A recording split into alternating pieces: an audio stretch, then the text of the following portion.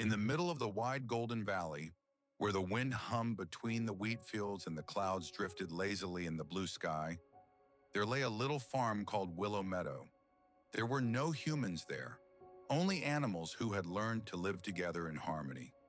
Every morning, Roosta, the proud red rooster, stood on the fence post and crowed, "Cock-a-doodle-doo!" Time to wake up, everyone. The cows would stretch, the sheep would yawn, and the ducks would start quacking in the pond. But lately something strange had happened. Roosta had lost his crow. When the sun rose, he opened his beak and nothing came out, not a single sound. The farm fell silent. The cows stopped chewing, the ducks stopped splashing. Everyone looked at him. "What's wrong, Roosta?" asked Belly, the spotted cow. Roosta's feathers drooped. I don't know. My voice is gone, and without my crow, the sun won't rise right." Of course, the sun did rise, but it felt wrong, quieter, slower, sadder. The farm had always started its day with Roosta's song. Now without it, everything felt out of tune. That evening, the animals gathered in the big barn. The moonlight shone through the cracks of the old wood, making the straw glow silver. Belly the cow took charge. She was wise and calm, like the mother of the meadow. "We must find a way to bring Roosta's voice back," she said.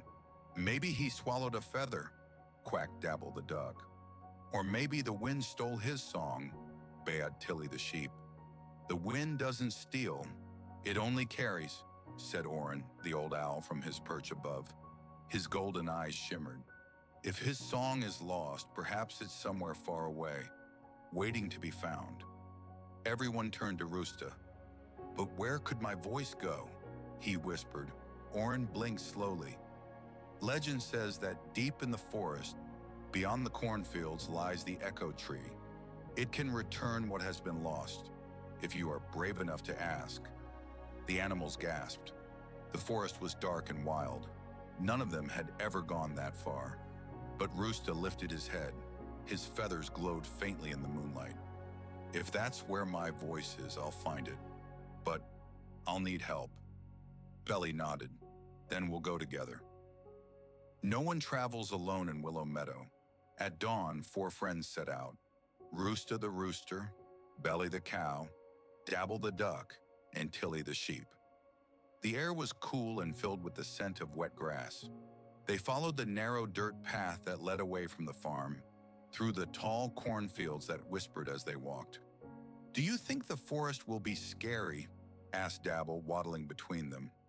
"A little," admitted Tilly, "but scary things are often hiding beautiful things. Like mud with shiny puddles," added Dabble cheerfully. Belly laughed, her bell tinkling softly. Even Roosta smiled, though he still couldn't make a sound. After many hours, the golden fields gave way to darker land. Trees rose tall and twisted, their branches thick with moss.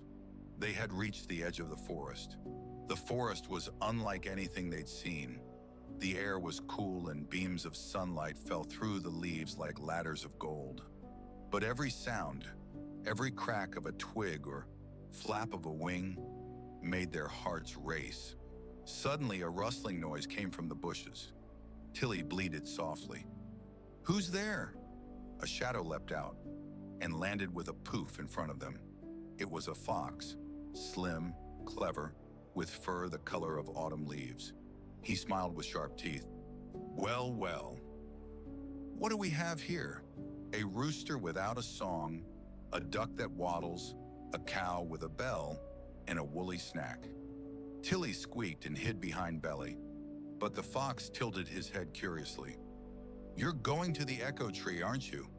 Belly frowned. "How do you know that?" "Because," said the fox, "I once asked the echo tree for something too." They stared at him. "And did it work?" asked Dabble.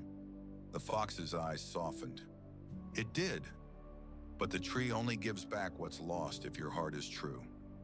Then with a flick of his tail, he said, "Follow the song of the wind. It will guide you before anyone could ask what he meant. The fox vanished into the trees. For hours they walked deeper and deeper. The path became rocky, and strange glowing flowers lit the way. Then they heard it, a faint melody drifting through the air. It sounded like a hum, soft and sweet, almost like Roosta's voice. He stopped, eyes wide. "That's it," he mouthed silently. They followed the sound until they came to a clearing. In the middle stood a giant tree, its bark silver, its roots deep in the earth, its leaves shining like tiny mirrors. The echo tree. Every leaf shimmered with reflected light. It hummed quietly like the forest itself was breathing. The animals stood before the tree, awestruck. Belly spoke first. "Great echo tree," she said softly. "We've come from far away. Our friend Roosta has lost his voice. Can you help him?" The tree creaked, and a low whisper filled the air. "To find what is lost, you must give something in return." Dabble tilted his head. "What could we give?" "We don't have much, not things," murmured the wind. "Truths." The animals looked at one another, unsure. Then Belly stepped forward. "I'll go first. My truth is that I pretend to be brave, but sometimes I'm afraid of being left behind." The tree's leaves glowed softly as if listening. Tilly followed. "My truth is that I'm small, and I wish I were strong like Belly. But I forget that gentleness is a kind of strength." Dabble flapped his wings. "My truth?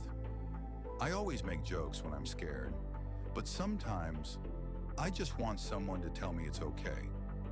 Finally, all eyes turned to Roosta. He stepped closer, looking up at the glowing branches. And though no sound came, his heart spoke. "My truth is, I thought my voice was what made me important. But now I see it's my friends who give my voice meaning." For a moment, silence. Then the wind swirled around them, lifting their feathers and fur. The tree began to sing, not with words, but with echoes. They heard every sound they had ever made: laughter, mooing, quacking, bleating, all blending into one great song. And then a bright light burst from the heart of the tree, and Roosta's chest filled with warmth. "Cock-a!" His beak trembled. "Cock-a-doodle-doo!"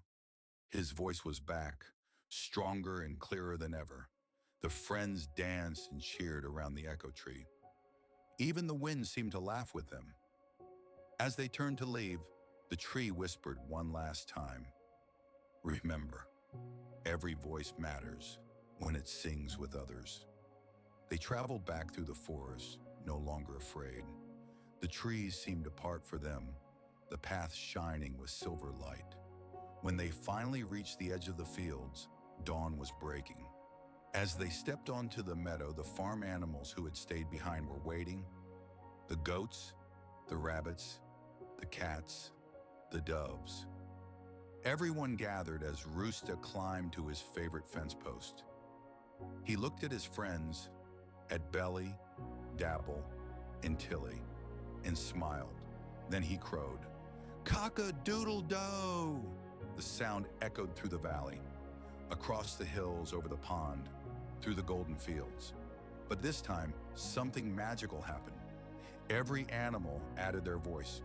Moo, ba, quack, coo. The entire farm sang together, and their song rose higher than the clouds like a single heartbeat. The sun lifted into the sky, glowing brighter than ever before. From that day on, the Willow Meadow Farm was never silent again. Every morning, Roosta still crowed, but not alone. The cows hummed, the ducks quacked in rhythm, the sheep bleated softly, and even the crickets joined in. They called it the Morning Symphony. The farm didn't just wake up. It came alive every day with a song born from courage, truth, and friendship.